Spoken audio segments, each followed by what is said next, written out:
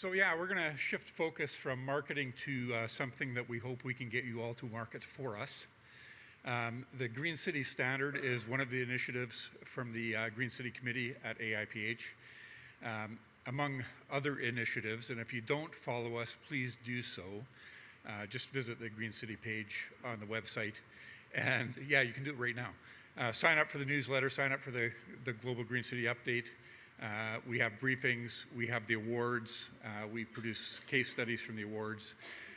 But I'm here to just introduce the Green City Standard, which I want to emphasize to each of you that I think this is, I'm sticking my neck out here, but I think this is going to turn into the most significant initiative that we've done around Green City principles. There is nothing that will increase the use of plants in cities more than to get cities to adopt citywide initiatives that improve the use of plants and their value.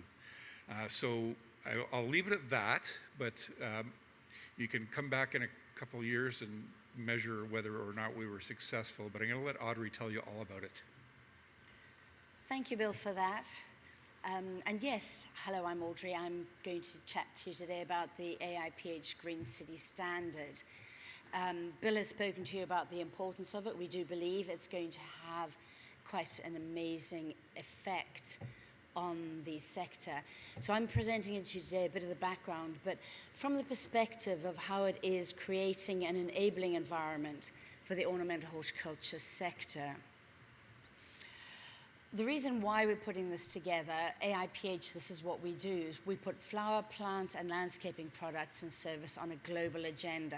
A lot of our Green City work is going beyond supporting the growers in being good growers, but in creating that enabling environment and creating that current and future demand for our products and services. These are just some of the ways that we do serve the industry. Whoops, back one. So in that, with serving the industry by creating the global agenda, our motivation in putting together the Green City programs is really about nurturing that strategic shift in city form and function where plants and nature are part of every decision-making opportunity. We know that plants provide solutions for climate adaptation. We can demonstrate the role that plants play in creating resilient and livable cities. And we are the ornamental horticulture sector that produces the plants that make cities greener. Where are the gaps in creating a greener reality? A lot of our work in our AIPH Green City initiative has led us to find the gaps. There is an awareness, a lack of awareness of the science behind the benefits of the plants. Informed plant selection is something that has come up quite a lot today and in some of our discussions yesterday. From a city perspective of bringing more plants into cities, the plant procurement pathways are highly complex. And there are a lot of misguided assumptions about cost-benefit balances. You've heard this afternoon about some of the Green City, the AIPH member initiatives. These are just a few of them. You've heard of a couple of them already. These are ways that our growers, our industry, are promoting plants, the use of plants and the use of flowers. With our AIPH Green City initiative, we've been wanting to go further than that and go up to a higher level. And we set up the AIPH Green City Standard as a governance tool and a practical tool that helps cities grow greener, smarter, and more resilient. The background of it, cities facing more pressure, how plants create a cooler place, a better place. And the AIPH Green City Standard was developed, we've been developing over a couple of years, provides a clear and proven framework for cities to assess and to plan, to measure and to improve their city greening efforts. So Bill said it's our most important program at the moment. It's been developed by what we learned from working with cities with the AIPH World Green City Awards, of the connections that we made in getting speakers and academics and evidence for our Green City briefings and our Green City conferences.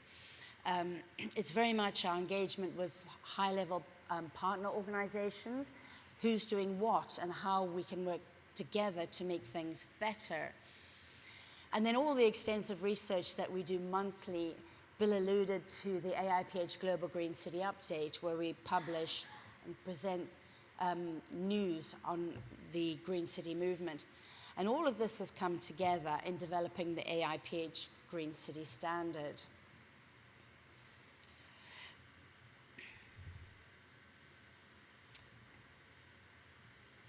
There you go. Press the green once and only once. The AIPH Green City Standard is an outcome-based, evidence-led framework. We set it up. This is the outline of it. If you had enough time, there's enough the text you can read, but we won't go through that. This graphic really shows the outline framework. It's set up on 8 city-led processes. We considered how cities currently operate. We're not trying to make work for cities. We're trying to give cities a framework to demonstrate the good that they're already doing. So it's based on 8 city-led processes. So analyze, plan,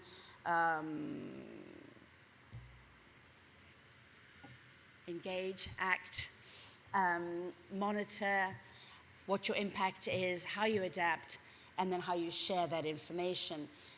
And in each of those, we considered how does, in an ideal city, how would an ideal city look, and how would it demonstrate what it's done.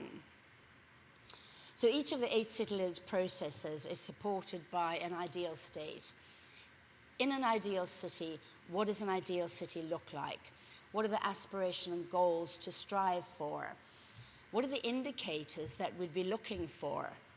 And then looking a little bit further with compliance criteria, if we're asking for a city to comply with a standard and meet the level of the framework, what would we see a city as doing? And we've done this for each of the 8 city-led processes, and it is really a way of cities being able to review what they're doing and to demonstrate their progress. So just running through one of them, this is for the City-Led Process Act, where there are 9 outcomes in ACT. When a city is acting out its Green City commitments, we've looked at 9 outcomes that we believe a city could achieve. So what we're looking at in outcome 4, what would it mean? We're looking for a city to integrate urban greening in every aspect.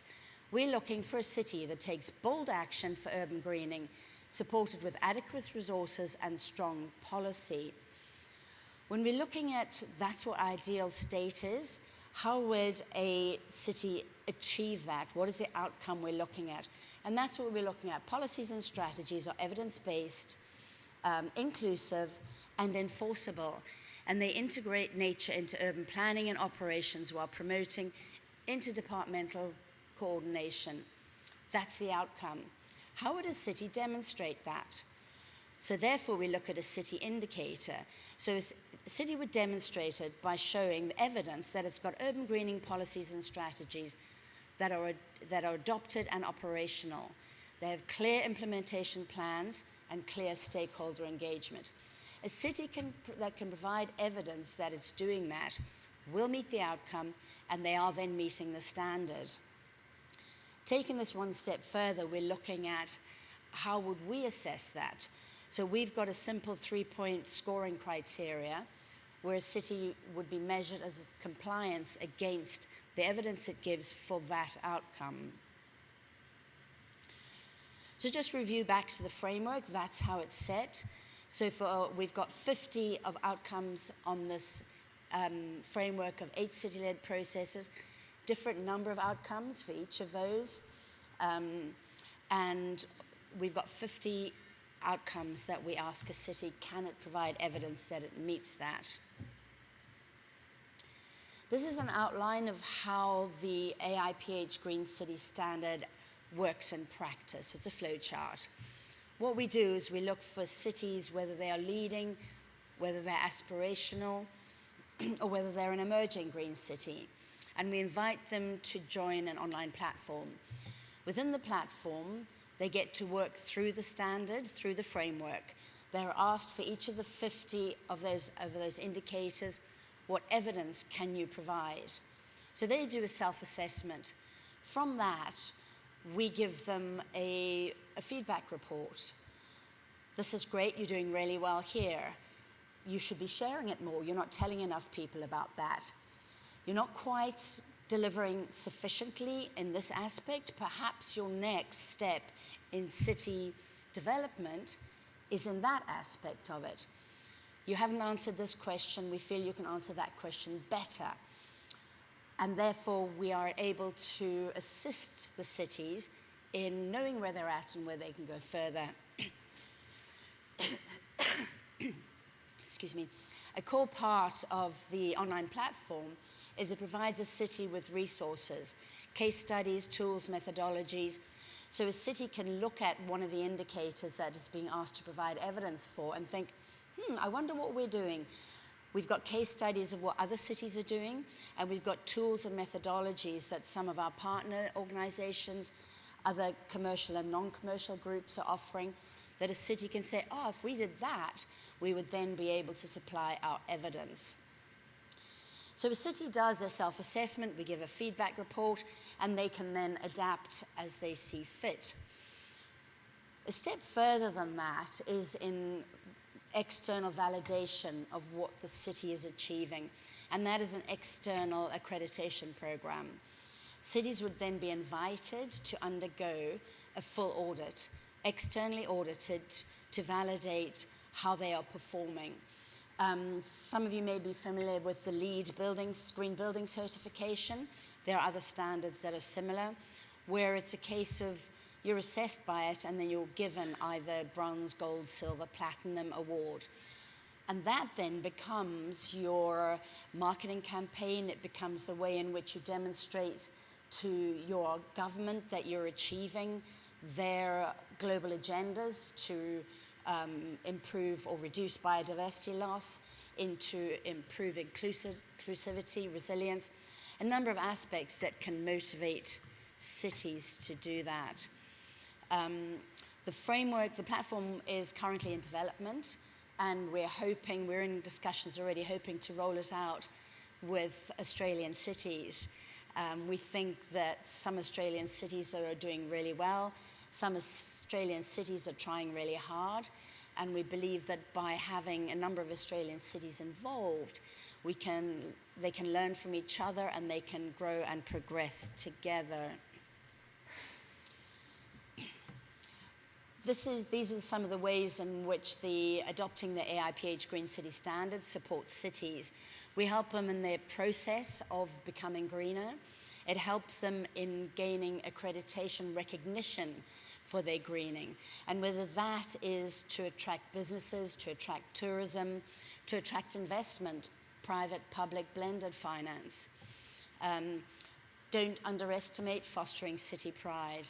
That's a very important reason for cities to engage in new initiatives. And the impact is local, it's global, and it's national. So we've worked with it already for a couple of years. Where we're at the moment is we've had some pilot cities who've undergone a self-assessment, and we've given them some feedback. We've had it reviewed by some experts, both people we've invited, and then it was open to public review. We're working with some city networks to bring cities in. These will be our next round of beta cities who will be testing the framework. I started off by saying, this is from the perspective of creating an enabling environment for the industry. We'll be looking to work with our AIPH members to really understand those complex procurement processes. And as the AIPH Green City Standard grows with its success and is engaged by cities, how is that then creating pathways for our sector to grow, to produce, and to market and sell really good product, and to have it survive and thrive in cities? So we'll be working with our members with that. We'll be looking at bringing in some of the scientific evidence about changing urban plant palettes and progressing the industry as the cities grow greener. That's a snapshot of it. It's quite complex. We've got on this, the QR code on this slide takes you to our AIPH website where there's a lot more information on it. Otherwise, drop me a line and we'll keep you informed on what happens next. I've been working on this. It's a very significant part of my day job and my thinking out of hours, and Jennifer Dunn's working with us as well. So with that, I'll pass you back to Bill as chair of the Green City Committee, who gives us tremendous guidance to close off.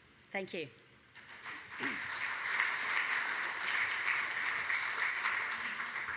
So just briefly, I've been working in this space both in my own city, through Canada, and through my AIPH activities for quite a while. And one of the questions I was always asked is, what is a green city? Different cities define it differently. Vancouver wanted to be the greenest city in the world by 2020. It had sets of goals that included all kinds of other stuff other than plants and the primary purpose that plants serve in a green city. This defines it. It really makes it simple. There's 50 key items that define whether or not you're working toward a green city from the perspective of the value of plants in urban spaces. So I'll leave it there. I'll turn it over, just in case there's any questions or anything, to Tim.